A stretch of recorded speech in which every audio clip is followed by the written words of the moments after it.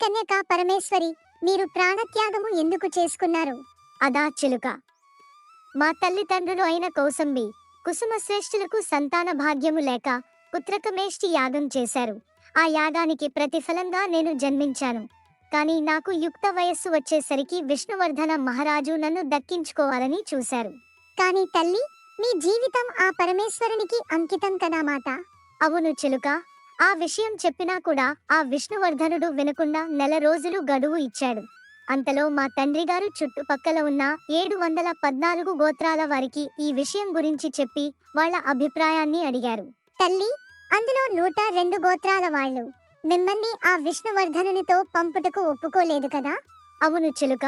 మిగిలిన 612 గోత్రాల వాళ్ళు నన్ను ఆ రాజుతో పంపకపోతే ఆ గ్రామాల మీదకి దండెత్తి అందరినీ చంపేస్తారేమోనని భయపడ్డారు.